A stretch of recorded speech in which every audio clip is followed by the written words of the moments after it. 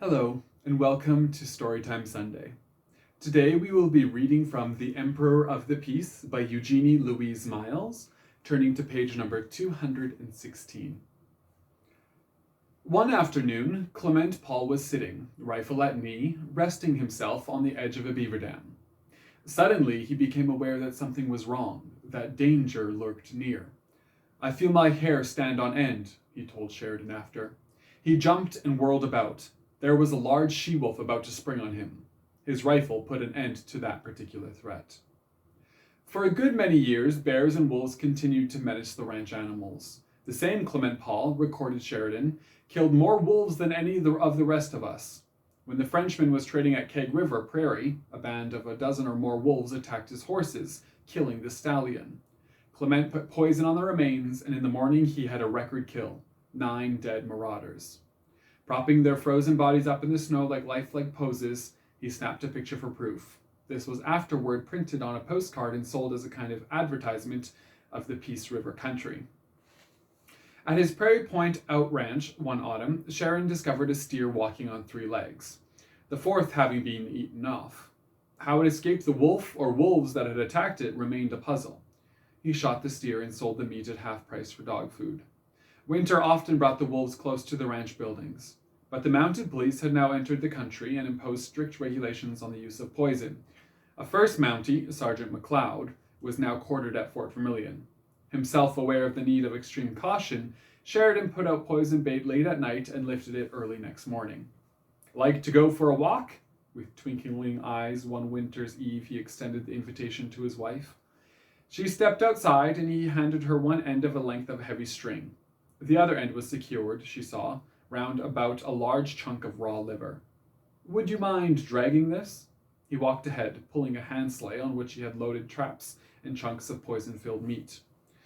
When they reached the low bank of the Peace, they clambered down and headed toward the water hole that was kept chopped open for watering the cattle in the winter. The night was brisk and frosty, and as they made their way along the Snai, the ice beneath them crackled and growled. From the shadowed bank and from the dark woods on the long island that sheltered the Snai, Dewey could almost swear sharp eyes were peering furtively, and she remembered with what fascination she and Osborne, years before, had watched the wolves in winter taking shortcuts past the windows of the mission.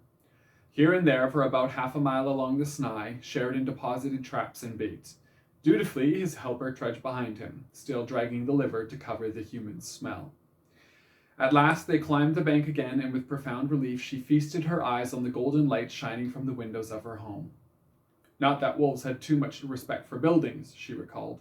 In fact, to bring their enemies closer, sometimes the ranch hands draped fresh hides over the fence railings quite close to the buildings. Then wolves would be lured to chew at the hides, and the next evening Sheridan or his men would drop poison bait. Always they picked up the deadly chunks before the next morning's sunrise.